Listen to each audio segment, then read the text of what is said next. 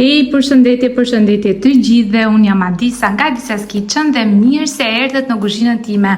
Sot do ju tregoj të gjitha sekretet si të bëjmë tavë kosi shumë të shijshme dhe kremoze.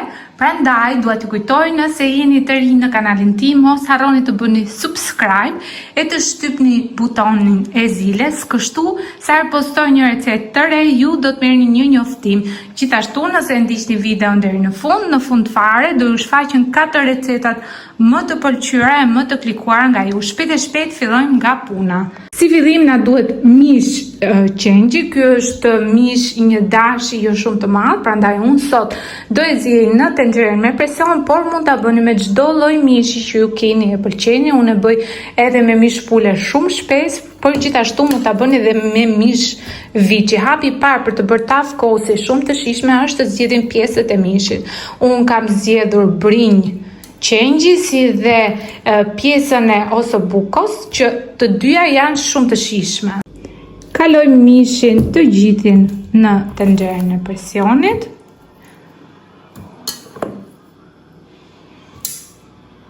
Do të shtojmë ujë, një më shumë se 1 litër ujë, sepse lëngu i përqendruar i mishit që ne do të krijojmë do të na shërbejë si një bazë për krijuar shije sa më të mirë të tavës së kosit.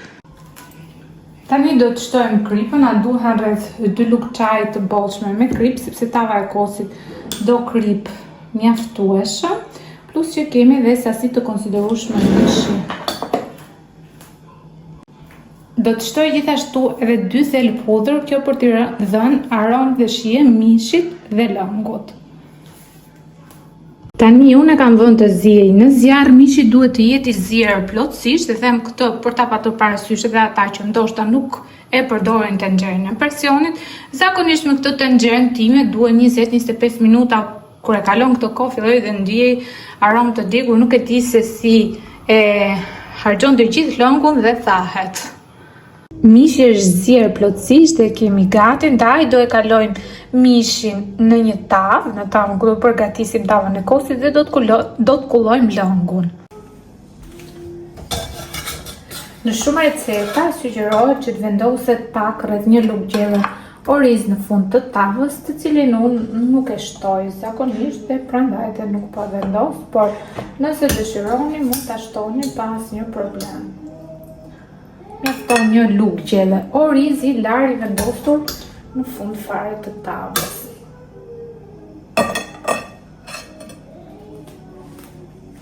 Me ndihmën e një kullese do të kullojmë rreth 350 ml nga lëngu i mishit.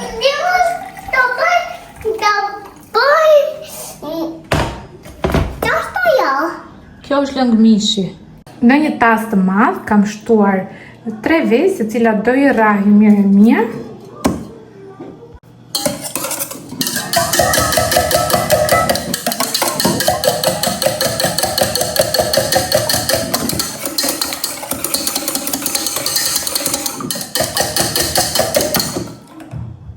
Vezët duhet të rrihen sa më mirë në mënyrë që të krijohet një masë kompakte dhe homogjene dhe ku të bëjmë tavën e kosit të mos priten. Asja. Tani do të shtojmë tek vezët rreth 500 gram kos ose 2 filxhan çaj plot me kos. Tani duke të razuar do të shtojmë gjithë sasinë e lëngut të mishit, do e shohim për krip dhe do të shtojmë edhe pak krip. Nuk kemi mbaruar akoma me përgatitjen e vezëve dhe lëngut.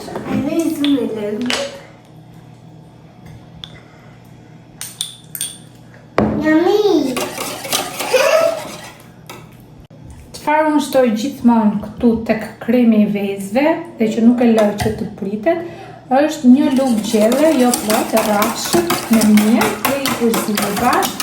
Kjo ndihmon shumë të krijohet ajo masa kremoze. Në një tenxherë do të shtojmë rreth 50 deri 70 gram djalë të shkrirë. Do të shtojmë gjithashtu edhe pak vaj ulliri. Do të shtojmë gjithashtu edhe 2 lugë gjelle të rrafshëta me miell. Shikoni pak mielli thjesht I kam dhënë pak aromë që ta krijuar me gjallë, dhe që ka shumë rëndësi për tavën e kosit. Tani do shtojmë kremin e vezë që formuam më përpara dhe do e mbajmë në zjarr shumë pak, sa të marrë val, 2-3 minuta pasi marrë val, por gjithmonë vetëm duke e trazuar dhe kjo bëhet që të krijohet masë homogene dhe të mos lëshojë fije. Të gjithë masën kremoze të formuar do e shtojmë mbi tavën tonë dhe do e fusim tavën në furrë 220 gradë Celsius me ventilim derisa fillon të marrë ngjyrë të artë në sipërfaqe.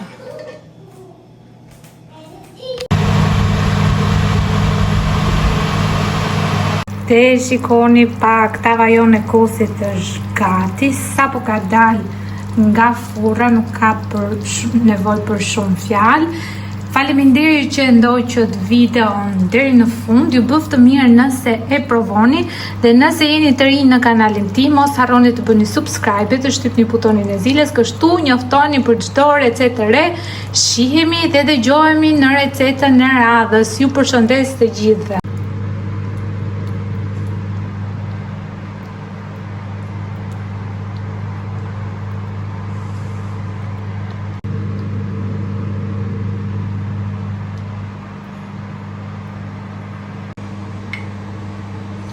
Sigurisht që do bëjmë edhe ato provën tonë të famshme. Tava e kosit duhet të ftohet disi që të dali tamam e trash, por gjithsesi që tani duket se është kremoze dhe nuk ka lëshuar as pak hirë, është bërë kompakte dhe mishi ndahet kështu me luk sepse është bërë shumë I butë.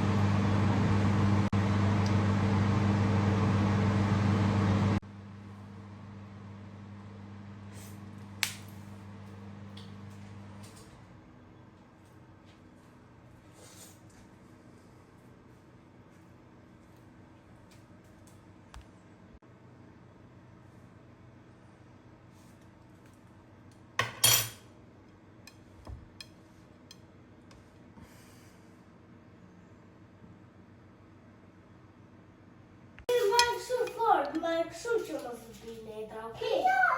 Jo, doktor.